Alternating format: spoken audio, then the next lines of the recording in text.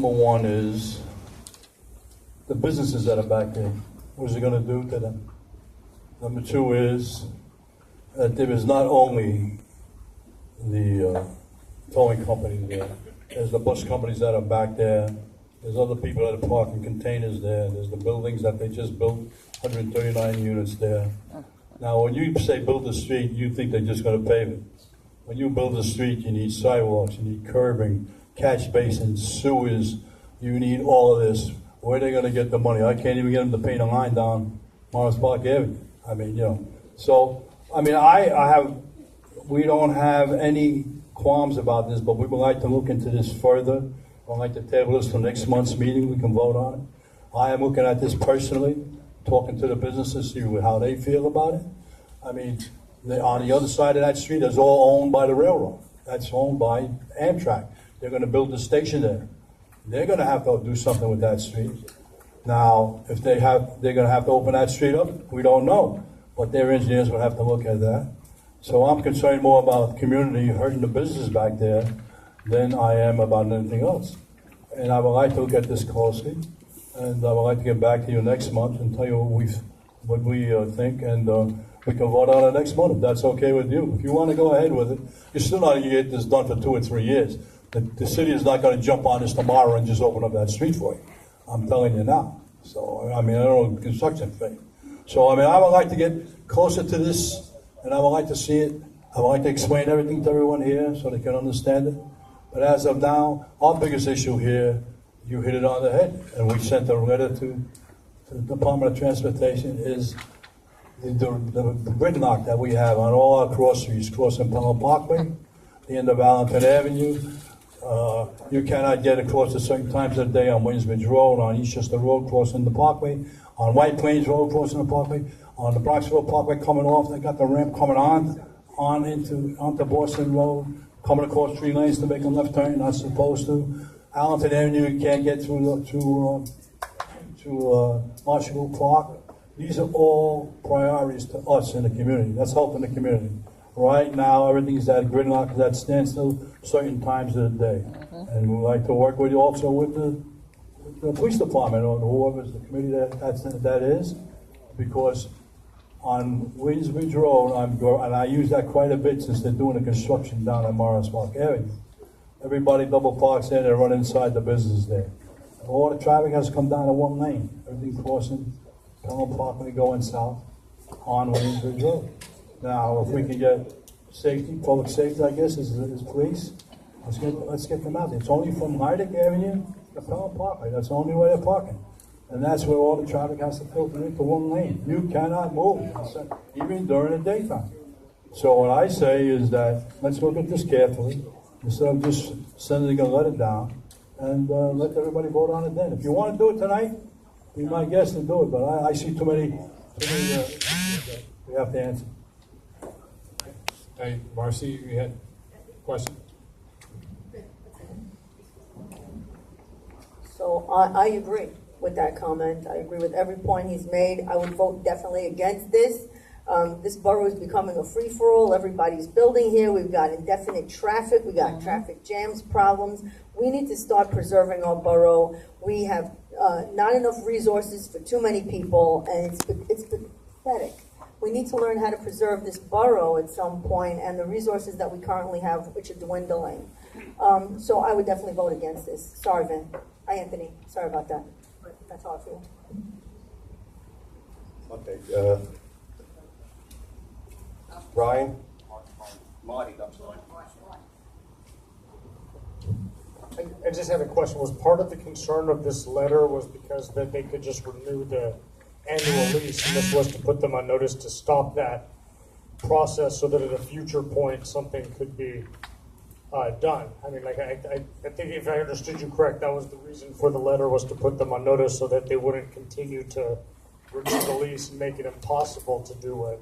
I think. Marty, thank you. That was, in other words, what I'm looking to get this process started. Vinny's perfectly right that it's going to take years, okay? But if I wait, you keep waiting, let's put them on notice because they do renew these leases. And once they renew it, then the process is going to be a year later, okay? So thus, I'm gonna bring this to the floor right now for a vote, okay? All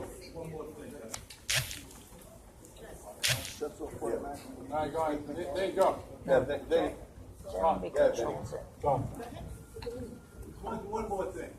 When they built the train station, which is going on the end of Morris Park area and Bassett Ave, that is part of, I was there when we had the discussion about that, and that was part of the deal was Bassett Avenue was to be looked at, Metro North was to look at that.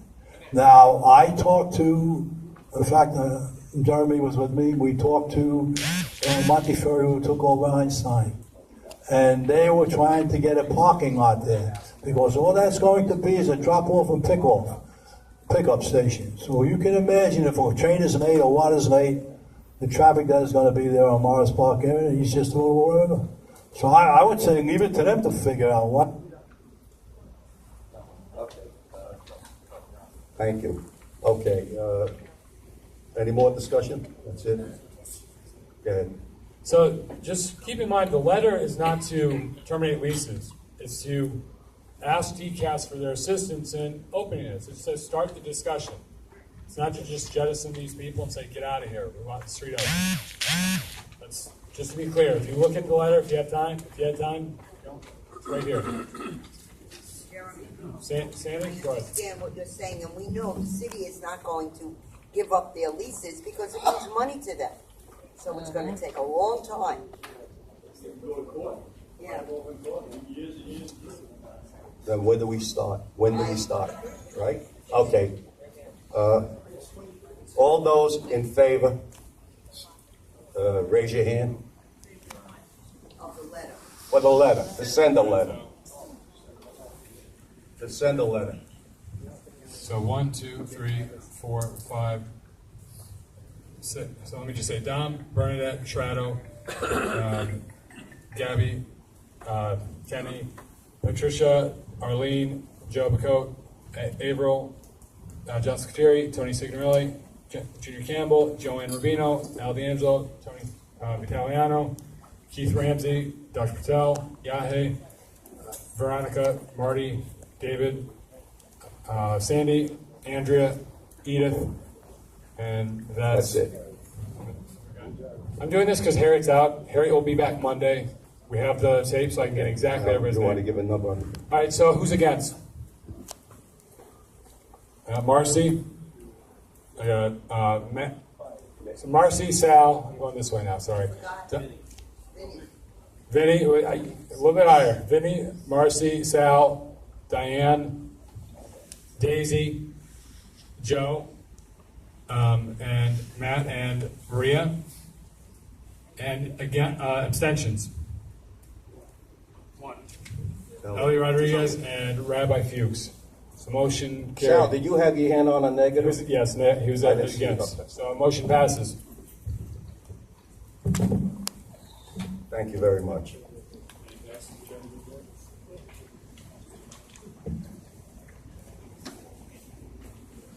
First, belated, Andrea, congratulations. I was there early in the morning, and I was the second one on the line.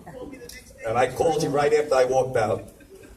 I says, Andrea, the worst scenario for you in my district, it's going to be a tie. Otherwise, you got 2 votes.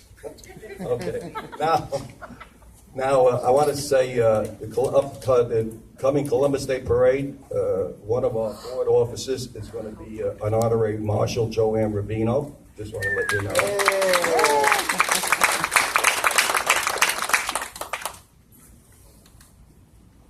That's it then in a nutshell. Let's move it on to the treasurer's report. Silvio, he's at a funeral parlor right now. His tenant passed away, and he was very, very close with her. Apparently, when his father was sick, this lady was fantastic, helped him to the end, and he's taking him real bad, Silvio. So that's why he's not at this meeting right now. So with that, the treasurer's report.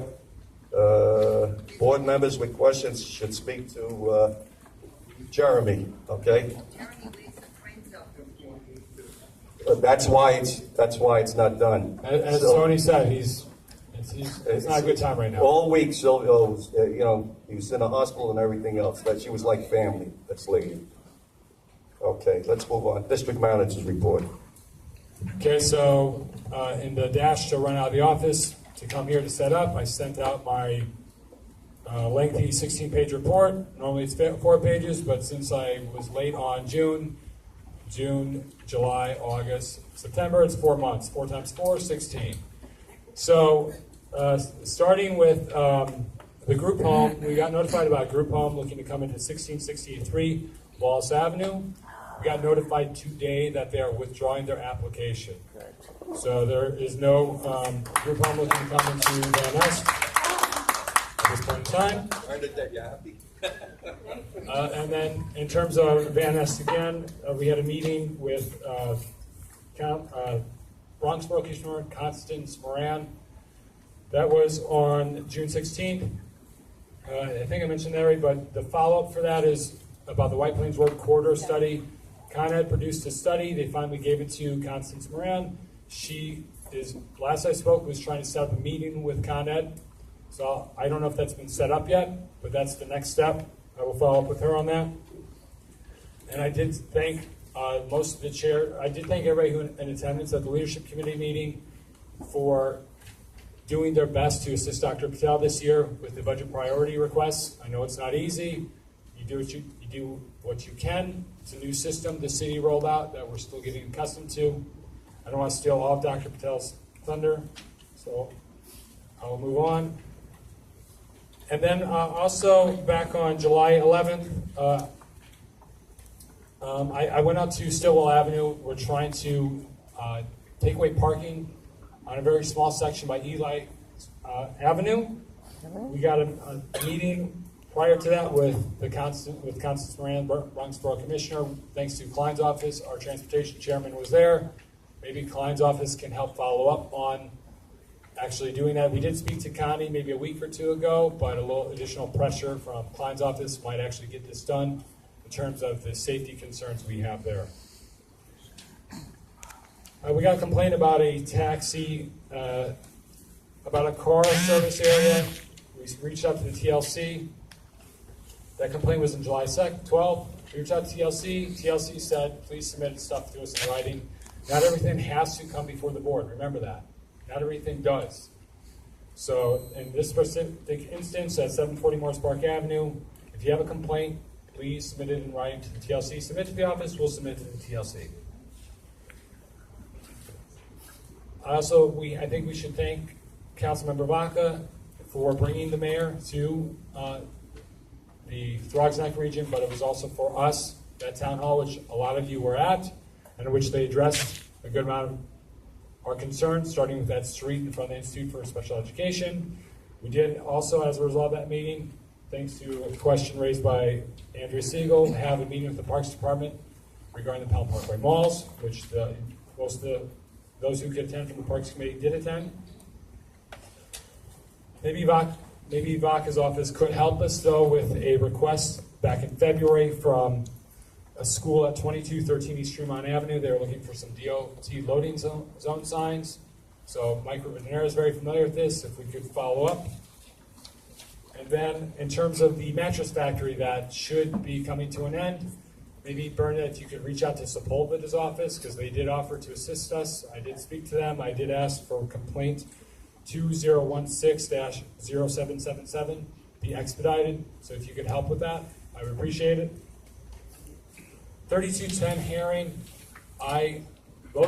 Tony, Chris, and I did speak to sanitation earlier in the summer about this, and we spoke to them again about the progress that was made and what has seemed to have been the lack of progress I'm currently seeing. So I'm personally not very happy with that. They did tell me, though, that 3210 hearing is a city-owned lot. It's owned by HRA. That's the bureaucratic nightmare with that whole thing. But at least a little progress finally is coming to light, I guess. I sent out a notice. I forwarded on an email from the health department, a statement. It was actually a press release about a scam that was sent out on Friday the 2nd. That same night, a board member notified me called me that they received a scam in the mail. They took pictures of the scam. I forwarded it on to the health department. They thanked us for that. It's somebody sending out about a fake pest control letter that you got violated. You cannot. It's a $120 fine, and you cannot refute the fine. You cannot appeal it. You must pay. And it's sent to some PO address, I think, upstate. It's fictitious. If you get anything like that, please notify me as soon as possible. Take a photograph, send it to me. All right? And I'd also, in the future, like to notify our Public Safety Committee on this stuff. I'm sure there's other things we can discuss. If we can save it for the end of the meeting, I know you want to get out of here. I appreciate it. Thank you. That's the end of my report. And then we will move on to committee reports. Al D'Angelo.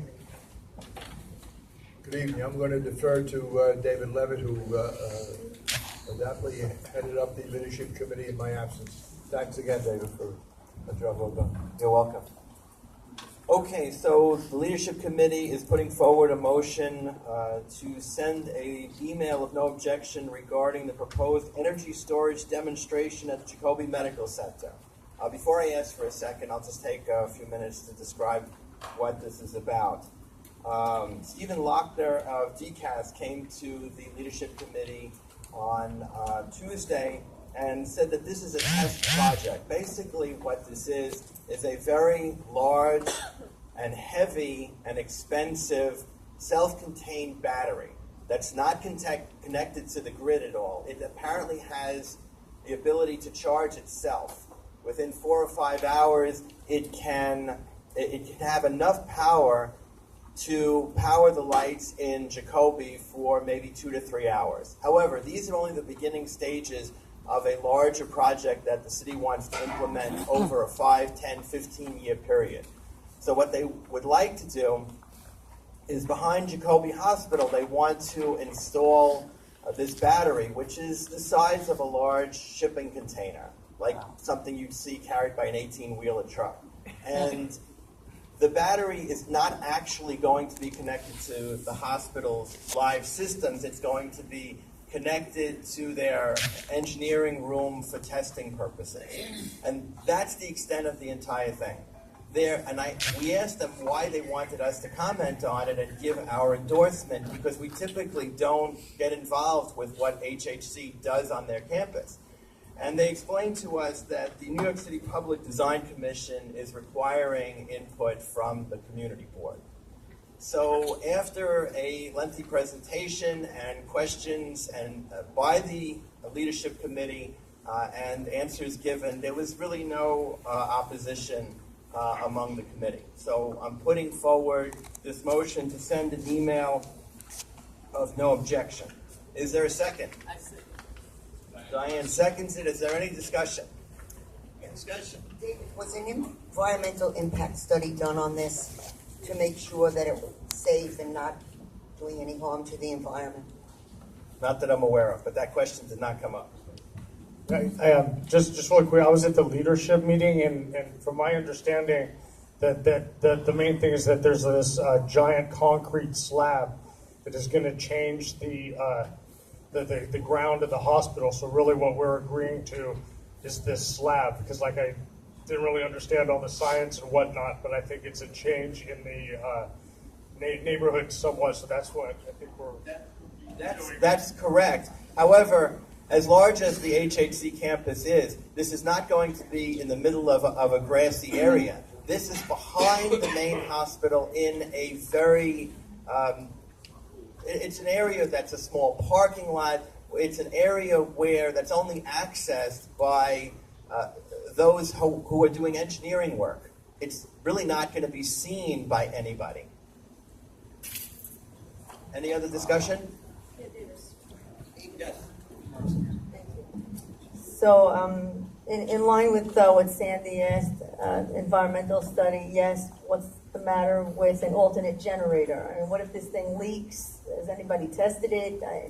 There's a whole bunch of questions out there that we need to really look into. So, you know my position on this one already. Those are all very good questions. The city is is conducting this test in various boroughs, and the way they explained it to us is that they're looking for to have self-contained batteries that are off the grid that can charge themselves. No, it has. When we were all in school, I think we were able to make a little bit of power by using a potato or something. Potatoes. I was asking him questions about it. He said that there's these two different types of chemicals. Chemicals is wrong. Chemicals is wrong. It's totally self-contained. There's these two agents that mix, and it makes a charge for like 2 to 3 hours, and then they unmix, and then it like takes another 5 hours to come back out. And we'd ask him some environmental questions. He said that like if something was to happen, the entire charge would dissipate into the ground. That it's safe. Yeah, within a couple of seconds. It's supposed to be state of the art. This is the future. It's being tested. So we'd ask him some questions. He said he was going to be here today. I don't know. Any other discussion? Dominic. Yeah, he also told us that whatever was going to be there was going to be self-contained. It was going to be totally cased in, and that there was no chance that, if it leaked, it wasn't going anywhere. And he says that it was perfectly safe, and apparently they did some kind of testing, because we asked if it was safe, and if it did leak, would it harm anybody? Like what Martin said, it would go into the ground, and it would just dissipate. Any other discussion? Yes. Question: what other boroughs or locations have the same battery? I don't have the exact location, but I think they did say location in Brooklyn and Queens. They were all different. Not all hospitals? They were all hospitals, but we're getting this particular kind. Queens is getting